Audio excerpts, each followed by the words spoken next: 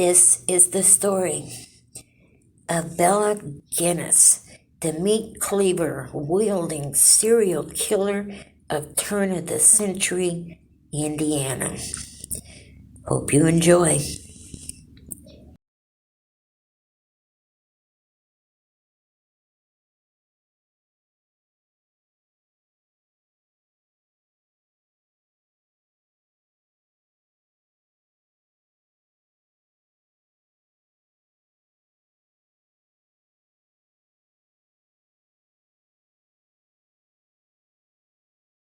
On a pig farm in LaPorte, Indiana, Belle Guinness killed two of her husbands, a handful of single men, and several of her own children before mysteriously disappearing in 1908.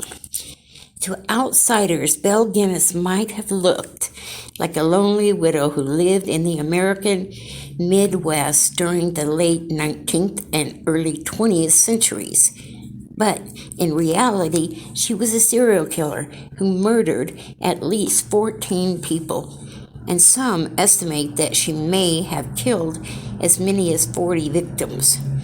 Guinness had a system.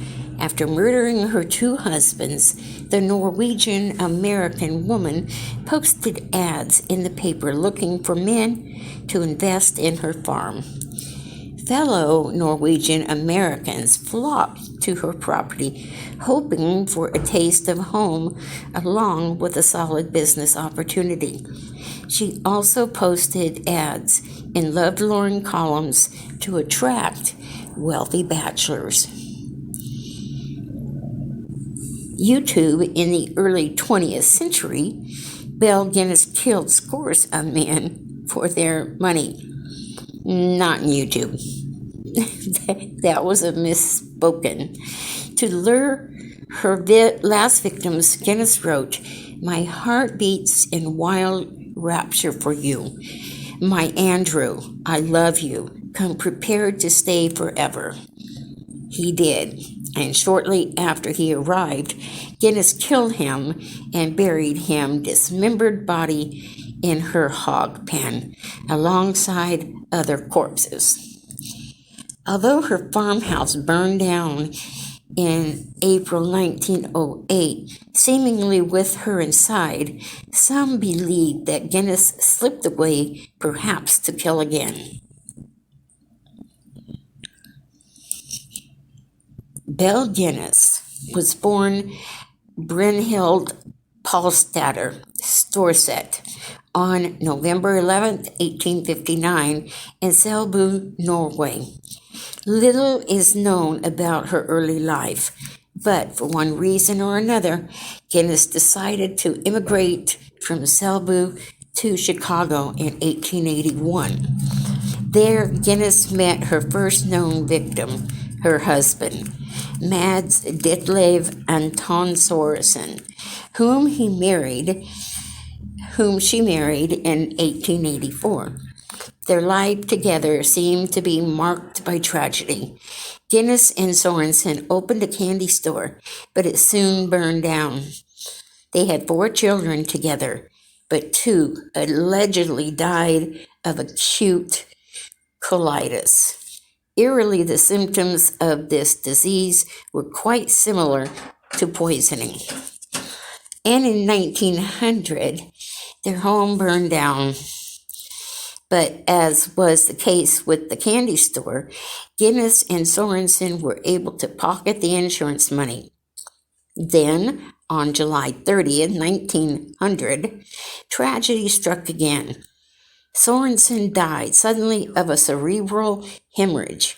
Strangely, that day represented the last day of Sorensen's life insurance policy, as well as the first day of his new policy. His widow, Guinness, collected on both policies $150,000 in today's dollars, which she could have only done on that day. But no one at the time chalked it up to anything but a tragic coincidence. Guinness claimed that Sorensen had come home with a headache, and she had given him quinine. The next thing she knew, her husband was dead. Belle Guinness left Chicago with her daughters, Myrtle and Lucy, along with a foster daughter named Jenny Olson.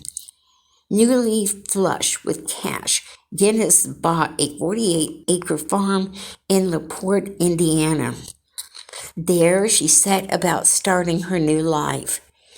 Neighbors described the 200-pound Guinness as a rugged woman who was also incredibly strong.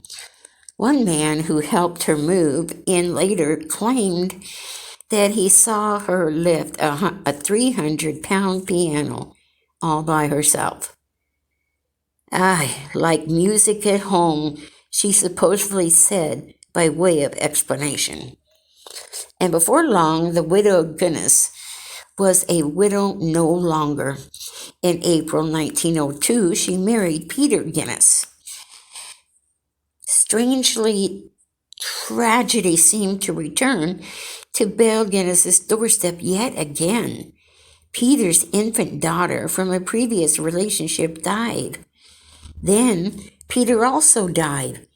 Apparently, he had fallen victim to a sausage grinder that fell on his head from a wobbly shelf. The coroner described the incident as a little strange, but believed that it was an accident. Guinness dried her tears and collected her husband's life insurance policy.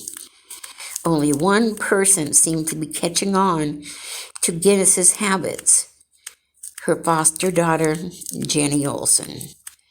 "My mama killed my papa," Olson allegedly told her schoolmates. "She hit him with a meat cleaver and he died. Don't tell a soul." Soon afterwards, Olson vanished. Her foster mother initially claimed that she had been sent to school in California. But years later, the girl's body would be found in the hog pen.